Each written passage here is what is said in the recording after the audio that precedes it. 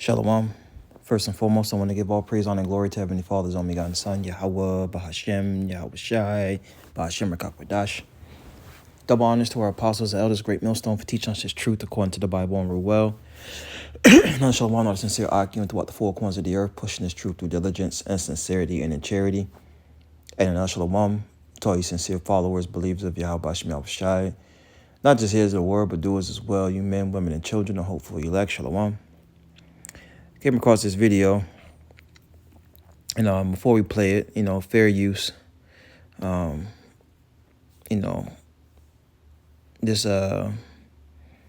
video is just it's not being made monetized or anything like that. It's just for criticism, commenting, teaching, scholarship, research, and Lord willing, to edify. Okay. This guy here, we're gonna play some of it, and I'm gonna stop it periodically and bring out scriptures. He's trusting in Egypt, and what our people are coming to realize is, trusting in Esau Edom society, or his way has led him down to a pathway of destruction, confusion, and pretty much at a point no return. And I want to bring out a precept before we play it, and then we're going to grab precepts as we go. This is Hebrews chapter 13, verse 14. It says, "For here we have no continuing city, but we seek one to come." And for the Israelites, the so-called Negroes, Latinos, Native American Indians, and you Israelite foreigners have to understand where we are at in our captivities, mainly here in America. All right. We don't have a city here. All right. We are in captivity. Read Baruch, the 3rd chapter. It tells you we are yet this day in our captivity. We die scatter us for a reproach and a curse. So, we're not meant to get over the hump. We're not meant to make it. And if you do make it, all right, you have to do wicked things. And this guy's going into how he did everything right, everything by the book. But like Micah 2:10 says, this is not our rest. So we're going to play it. Literally all this, and I had uprooted my family for this. For what? For what? Just like, it's not really just about like politics, because this is people. It's people. This is probably the most personal video I've ever made. So I lost my company and I lost my job as a government contractor due to the government shutdown. I relocated my entire family from Florida to Northern Virginia, where all the government jobs are at, based on promises that turned out to be lies. And what I mean by losing my company is because with my company, it was focused on veterans. It's HeroHireSolutions.com. And that's where I build resumes for veterans. I teach them how to job search. I show them how to do interviews, things that we aren't taught during our transition period to exit the military. And that's why there's a load of veterans who are either homeless, just struggling, can't afford to live, basically, eat. It's also a lot of veterans who are jobless because of the transition. So Esau Edom is to blame for that, man. All right. Let me see here. If I can find it, I'll bring it out.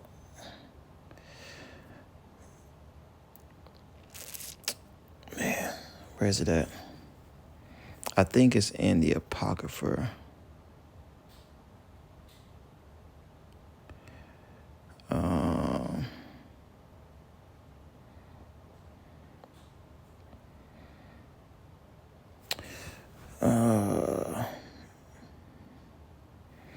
can't find it. People who aren't veterans, Lord's will, I find it. they Hold on. typically don't understand how the transition works.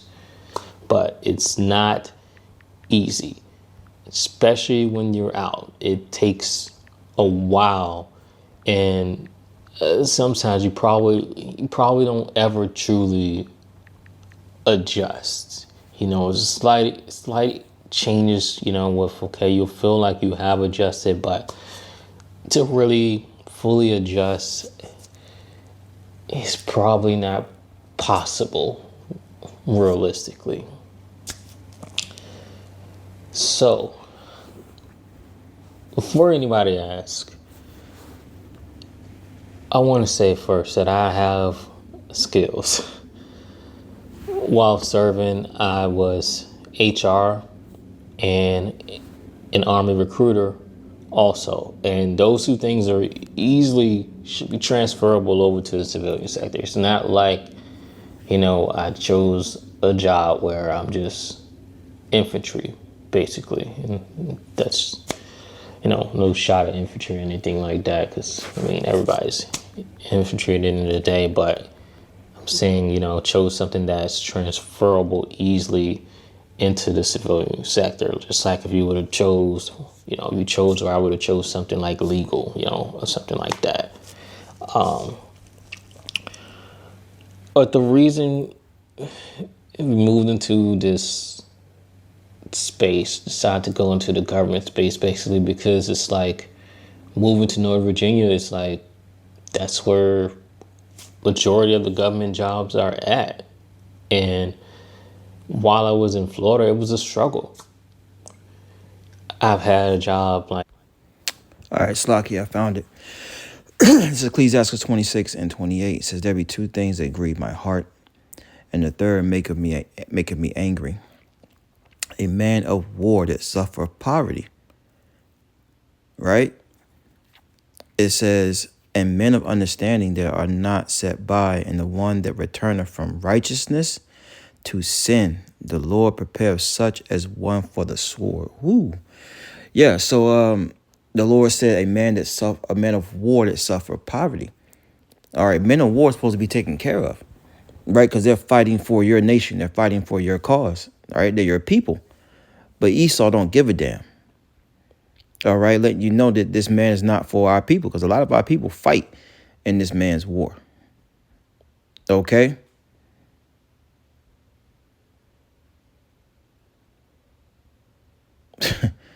Right? And the Lord hates one that goes from righteousness to a sinner again, man. Let's keep going. Here and there, but then after some time, it was like, I couldn't get nothing. It was, time kept passing by. Next thing you know, it's a year, and I'm like, it's not working here, because I feel like I've done everything right. I purchased a home. That's what people say do, buy a house. They say go to school. I got my master's while I was in the Army. See, he tried to fulfill the American dream. All right? He tried to fulfill the American dream, but see, that's the importance of the scriptures. All right, let's get I'm gonna get a precept, and I want to get a quote as well. Let's get Micah real fast, 2 and 10. It says, arise ye and depart, for this is not your rest, because it is polluted, it shall destroy you, even with the sword destruction. All right. And you can be picture perfect in this man's society, but you're still subject to the curses. So where you may try to overcome, you're not going to overcome, because the Lord has it written. This place is not our rest. If we was to get comfortable here, we wouldn't need the Lord. If the curses wasn't subject to us, would we need the Lord? Right?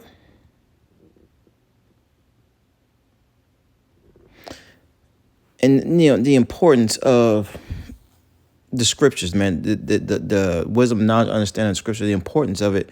One of your presidents said, I'm gonna get it.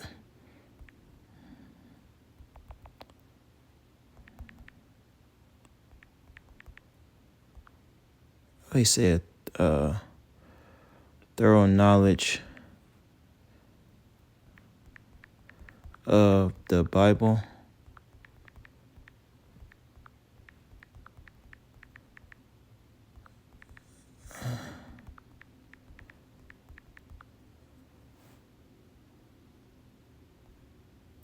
What's his name? Yeah. So this is Theodore Roosevelt said he had a quote. Okay, Theodore Roosevelt. He says, "A knowledge of the Bible is worth more than a college education." All right, you can Google that yourself, man. Okay, Theodore Roosevelt. Okay, he was the 26th president. That devil. All right, and what he said was true. Because if they didn't have a somewhat of an understanding of the scriptures, right? Well, now they still would be wicked because they was created to be the wicked. But even they understand there's power within in the scriptures, man. You know who your enemies are. You understand the reasons why you're here. And jakes like this are being blindsided because they have trusted in Egypt. They have trusted in Samaria. They've trusted in America, man. Let's get a precept. These are all basic scriptures. This is Isaiah chapter 30, verse 1. It says, "Woe to the rebellious children, saith the Lord. The Israelites, so-called Negroes, Latinos, Native American Indians, did take counsel, but not of me." See, who taught him that way? Who taught him you gotta go to college, you gotta buy a home, you gotta go into the military, who taught him this? The enemy. Right? Because look, the Wadiyah Bashim was shy for his men, the apostles, the elders, the bishop, grace, millstone on down. Right? We're not telling our sons and daughters to go into this man's military. All right, we're not promoting college. There's nothing wrong with going to college to get a trade, right? But promoting that, going to college and racking up debt, it's all a big scam. No. Ain't nothing wrong with a little trade school, a little 2-year school, When you, get your, degree on HVAC or something like that. Okay? But that college shit's for the birds. Anyways, it says, "But not of me, and take a covering with a covering, take a cover with a covering, but not of my spirit, that they may add sin to sin." See, the covering Jake is coming with the covering of Esau, the spirit of Egypt. It says verse 2, "That walk to go down to Egypt and have not asked at my mouth, to strengthen themselves in the strength of Pharaoh." So he trusted in the government, right? With these government contracts, and he was lied to. And he moved his whole family from Florida to Northern Virginia. Okay? They had contracts, and he's going to go into it. Contracts for like 10 years and extended contract for like 5 years, something like that. It's like a 15-year contract. It was all BS.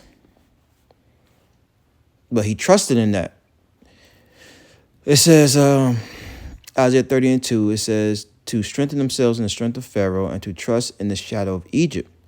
Therefore shall the strength of Pharaoh be your shame, and the trust in the shadow of Egypt your confusion." All right? And modern day Egypt is America, of course. Modern day Pharaoh, right?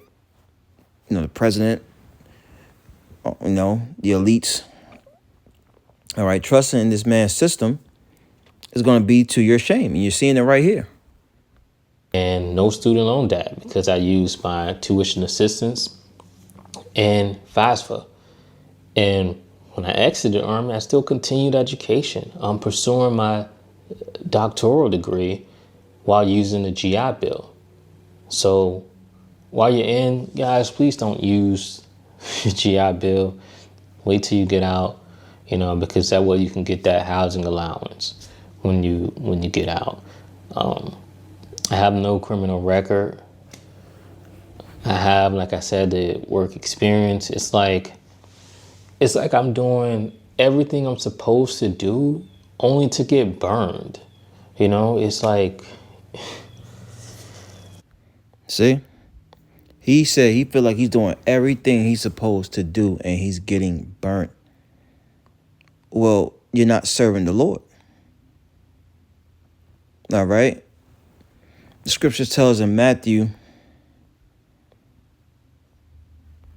6:33 says, but seek ye first the kingdom of Yahweh and his righteousness, and all these things shall be added unto you. Right? It says, take therefore no thought for tomorrow shall take thought for the things of itself. Sufficient unto the day is the evil thereof. So, at the end of the day, we're supposed to be seeking the Lord's righteousness, seeking things his way, not our ways. That's the problem. We were taught ever since we was little, about what we want to do in life. When in actuality, we need to be seeking the Lord and his righteousness, and everything we need will be added unto us. Understanding his will is to destroy this place. Jake don't understand what the will of the Lord is. That's why you're losing. That's why you got to state uncertainty in your face. Because,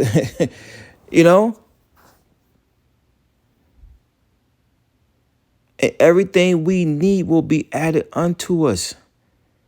We ain't got to have the fanciest house. We ain't got to have the fanciest car. This is just things to get us by until we get to the kingdom, man.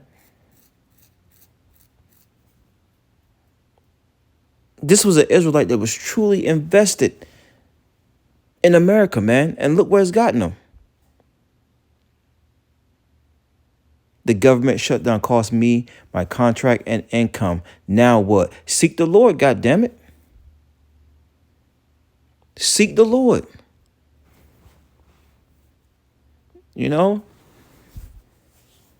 And Jake don't know how to be content. Just seek the Lord. Don't worry about tomorrow. Let tomorrow worry about itself. Now you do somewhat prepare, but you know what I'm saying? You don't worry and stress over it. You give it all to the Lord. Play a little bit more and we're gonna wrap it on up. So fast forward, like I was saying, I moved out here and relocated my entire family. And before coming out here, I was told by the government contracting company that they've already been on the assignment for 10 years plus. So nice. They said so, and we've already got a guarantee that this will continue. We have it for another 5 years. 5 years. That wasn't the case. I have things in writing where they said this is the salary, these are your bonuses. I have a lot of things in writing that just turned out not to be true. Ecclesiastes 12:10. Never trust thy enemy, for like his iron rusteth, so is his wickedness. You see? Verse 11. Though he humble himself and go crouching, yet take good heed and beware of him. And thou shalt be unto him as if thou hast wiped a looking glass, and thou shalt know that his rust has not been altogether wiped away. And this, talking about the so-called white man, the deceiver, the slanderer. You see what happened when you trust your enemy? He had everything in writing. Everything in writing. Scary, man. Proverbs 3 tells you what? Trust in the Lord with all thy heart and lean not unto thy own understanding. But see, our people don't even know the Lord. They don't even have a relationship with Yahweh Bashem Yahushai. And the time to be getting that relationship is now. Okay? Let's go to Psalms. Maybe think about one in Psalms.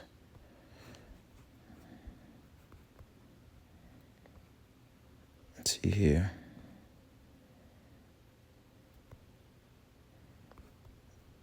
No, it's 58, Salakia.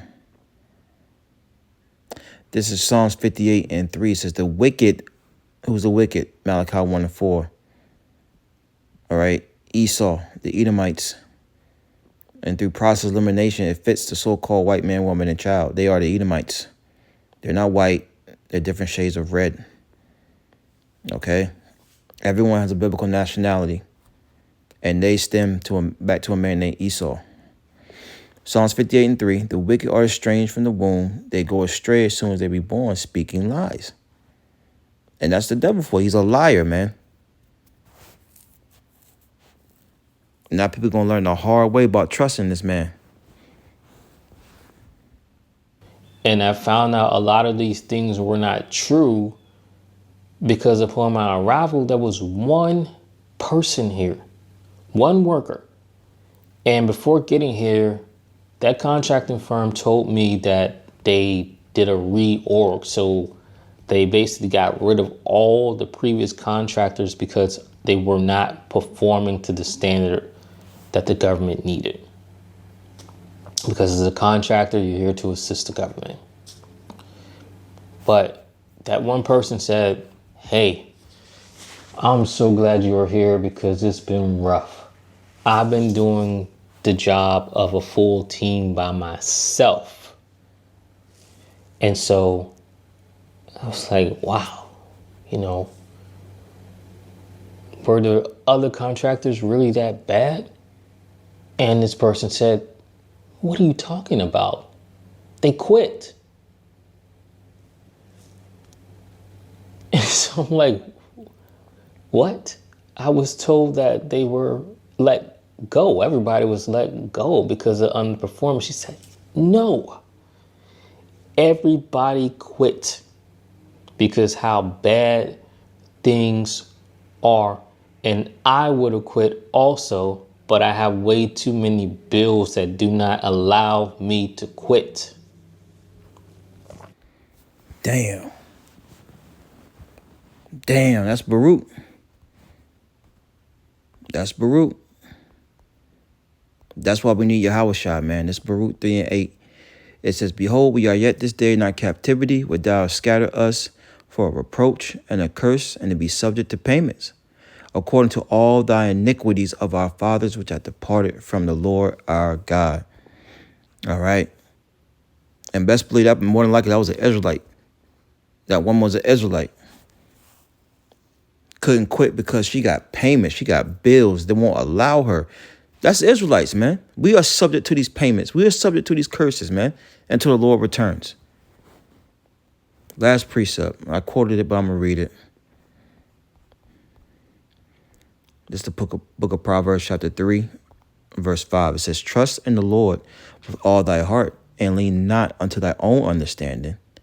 In all thy ways acknowledge him, and he shall direct thy paths. Be not wise in thy own eyes. Fear the Lord and depart from evil. This is the time. This is the grace period. You need to cast off the things, the cares and affairs you want to do in this life and seek the Lord. Amos 5th chapter tells you, seek ye me and ye shall live. That's always been the theme. That's always been the point. Shalom.